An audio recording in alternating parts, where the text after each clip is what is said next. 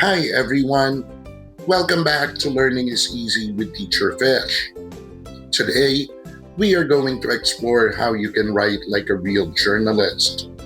Whether you are reporting the latest intramurals match, writing an opinion about online learning, or explaining your class science project.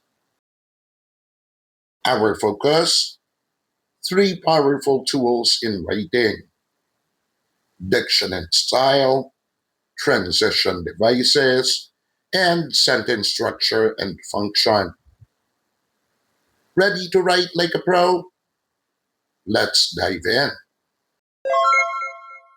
Let us start with a quick game. Which headline hooks you?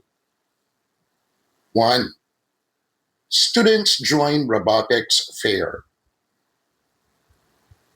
2. Grade 8 innovators wow the crowd at robotics fair. Which one do you think sounds more exciting? Right, number 2, because it uses stronger words and sounds more alive. That is the magic of diction and style. All right, what is diction? Diction simply means the words you choose. And style, that is how you express your ideas. But how exactly do you use them? Let us break it down. Here's an example. The grade 8 team from Teacher Fish Academy developed a solar charger for flood prone communities. That is formal diction: clear, direct, and objective. Perfect for an article in your school newspaper or science fair write up. Now try this version. Cool innovation alert. Grade 8 students just created a solar charger that can save lives during floods. That is informal diction, energetic and conversational. Perfect for a student blog or social media post. Let us have some tips on how to choose diction and style. Firstly, know your purpose. If your goal is to inform, be clear and formal. If your goal is to persuade or express an opinion, use emotional and engaging words. Next, know your audience. Writing for teachers or school officials? Use respectful, formal words. Writing for your classmates? Use friendly and relatable language. And 3, adjust your tone. Formal, the results show that recycling reduces waste. Or casual, recycling might sound boring, but it actually helps our planet big time. Think of diction like how you talk to different people. You speak differently to your principal than your best friend, right? Writing works the same way. Next, let us talk about transition devices, the connectors that make your writing flow smoothly. Imagine you are writing a sports article about your basketball intramurals. Without transitions, you might say, the Blue Hawks scored first. The Red Lions defended. The Hawks won. Kinda robotic, right? But with transitions, you might say, the Blue Hawks scored first. However, the Red Lions tightened their defense. In the end, the Hawks took home the championship. See, those small words however, and in the end, they make a big difference. Once again, let us have some tips on how you use transition devices effectively. 1. Plan your flow. Think of your paragraph like a story. What happens first, next, and last? Then use transitions to guide your reader. First, next, finally, as a result, however, and on the other hand. Next, match the transition to your idea.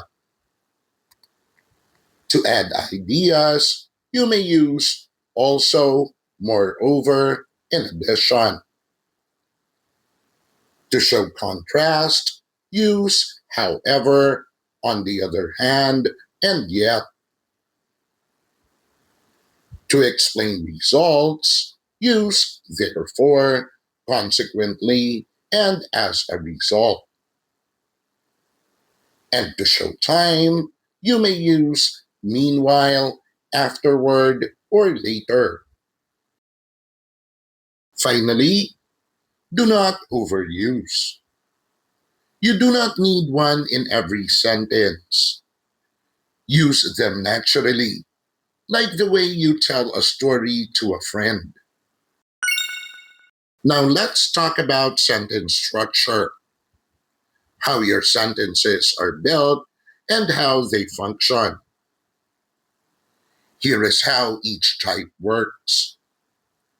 First, simple sentence. For example, the students built a drone. The function of a simple sentence is to state a single clear idea. Next is compound sentence. For example, the students built a drone and it impressed the judges. We use a compound sentence to combine equal ideas. And complex sentence. Example, while the drone flew across the gym, students cheered loudly. This type of sentence functions to show cause, time, or condition. And so, tips on how to use sentence structure effectively. Number 1, use simple sentences for facts or introductions. For example, the debate team won first place. Number 2, use compound sentences to connect related ideas. Example, the debate team won first place and their coach praised their hard work. Number 3, use complex sentences to explain, add details, or show relationships. Example, because of their months of practice, the team confidently answered every question. And last, mix them up. Variety keeps your article interesting and gives rhythm to your writing.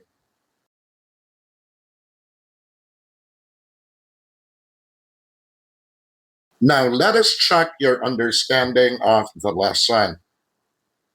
Here is a plain paragraph. Students joined the school robotics contest. They made robots. The robots worked well.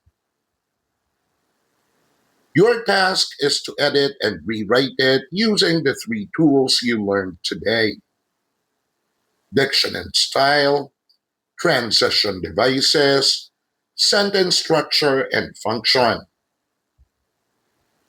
Write your answer in the comments. Good luck! Before we end, always remember, Diction and style help us choose the right words and tone. Transition devices connect our ideas smoothly. And sentence structure adds rhythm and clarity. When we master these tools, we do not just write better, we communicate clearly and inspire readers. Great job, class. We just finished another lesson that will surely help you level up in school, life, and the future. Do not forget to watch the other lesson videos on this channel. Para every lesson, ikaw ang bida. See you next time.